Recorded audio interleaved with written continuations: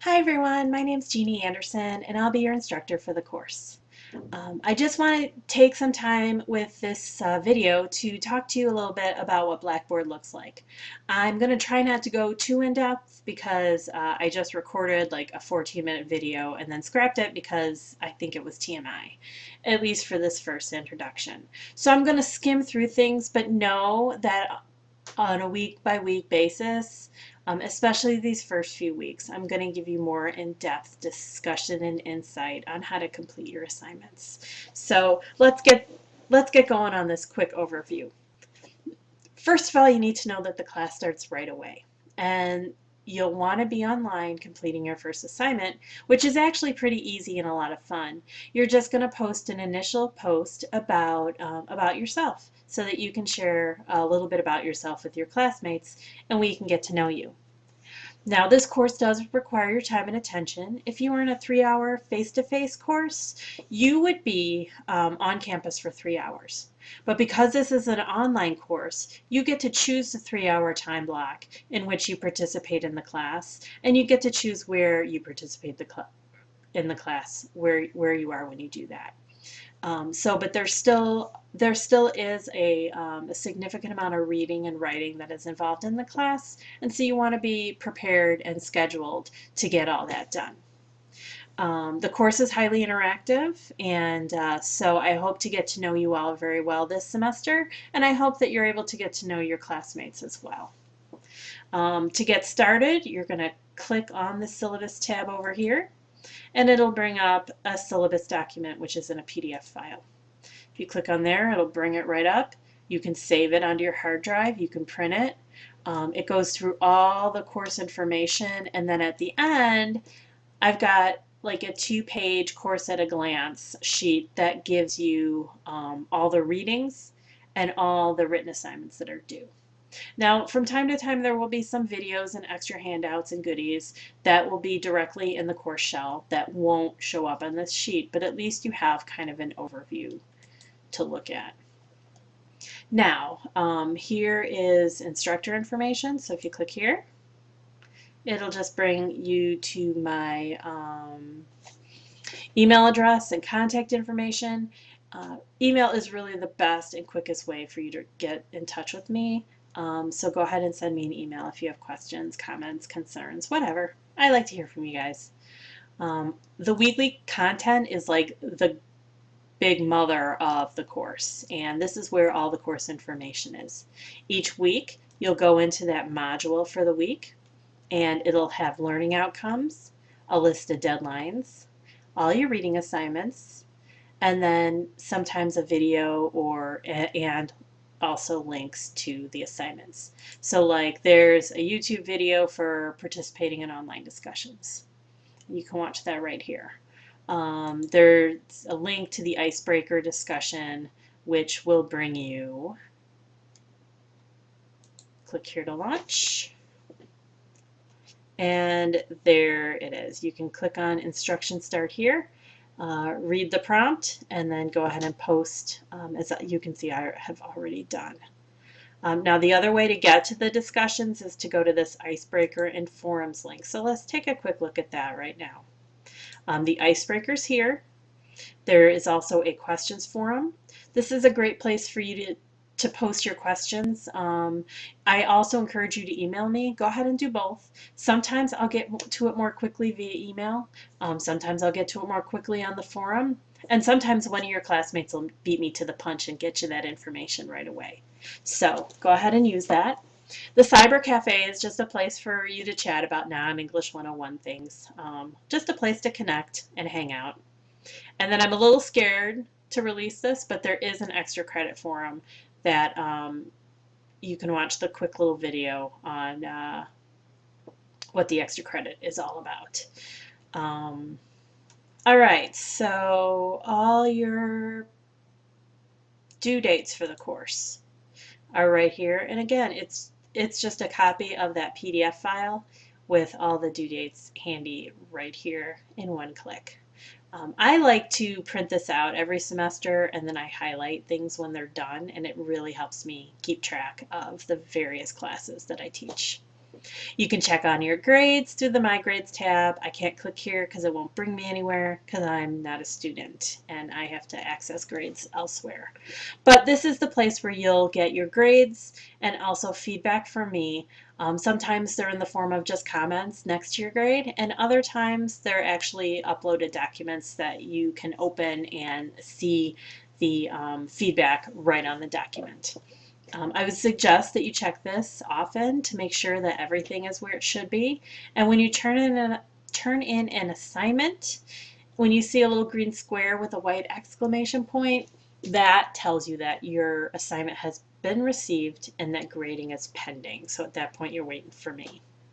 Now these shortcut tabs, everything that you locate through the weekly content, if you want to take a shortcut after you've gone through the weekly content once, you can do that here. If you want to know about the paper assignments, you can just click here. 2 of the 5 paper assignments for the class are already available. And if you click on the assignment, it will bring you to a page where you can access the document with all the guidelines for the assignment, and then you can also write comments, and then eventually you'll submit that, and that is for your final version. We go through a drafting process for all your papers except the last one, which is a resume and cover letter, and then we go through peer review as well for those. Sometimes I also read your papers and give you feedback. I do that on at least 2 of your papers for the semester. Okay, so we already went over the icebreaker and forums. Now, the bulk of the discussions in the class will take place in small groups. I've divided the class into 2 classes. I am teaching one section this semester where so far there's only 10 students, so we would just have the one group. But here you'll be able to access all the other discussions for the course. And the 4 other discussions for the course are the content of those discussions is you reading essays from the textbook and then breaking them down by their key features and discussing those essays with your classmates. So this is the first time I've ever used groups at this school, and I'm really looking forward to seeing how it works. But I think it'll be nice because you won't have to weed through the entire class's posts, and that should free you up to really have more in-depth discussion. So I'm really looking forward to that. This tab also has the peer review exchanges. So when we get to that point where you have that first draft of your paper, this is where you're going to turn it in. You'll turn it in through the file exchange. And you'll add that file, and then when you're assigned a peer review partner, then you'll also retrieve that file from this location. When you're done with your peer review, there's a whole other group where you can return that peer review. So and this is where I download your papers to give you feedback if that's a paper that I'm giving feedback on. It's also where I grade your peer reviews, so you only have to turn them in the one place. Now the blogs are a place for you to kind of a little more publicly do your pre-writing. It's your space, and it's a place for you to just post your ideas on what you think you might write about in your paper. The benefit is that your classmates can see your ideas and give you feedback. The greater benefit is you get to see what your classmates are doing, and that kind of gives you confidence and gives you ideas and helps you see that you are in fact on track, or maybe helps you see that maybe you're not. You need to make some adjustments. So the blogs are a great place for interaction. And then finally, the Journals tab brings us to kind of the grammar and style portion of the course. And instead of having you do a bunch of exercises and take tests, which nobody likes to do, and they're not all that helpful anyway, is for each journal, you're just going to go in, and I've got a cute cartoon for you to make you laugh. And then typically I give you links to resources like Grammar Girls podcasts and interactive exercises. I give you resources. You choose what parts of the resources you want to look at. If you have trouble with run-on sentences, then look at run-on sentences. If you have trouble with fragments, look at fragments. If you have trouble with both, then you might be looking at both. But it's really designed for you to work on the concepts that you need to work on. And then you'll put a short journal entry um, here, and the journals are a conversation between you and I. Nobody else sees them, so it's just a great place for you to process what you've learned. Now you'll see that there are 8 journals for the course, but I either drop your 2 lowest grades, which really doesn't make sense because um, it's pretty much a you did it or you didn't do it kind of grade. If you kind of half did it, then I might dock your grade a little bit, but for the most part, if you've completed the assignment, you're going to get those 15 points.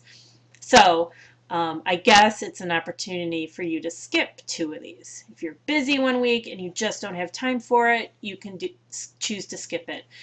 If you're pretty solid on something like you understand point of view or parallel structure, then you might skip those.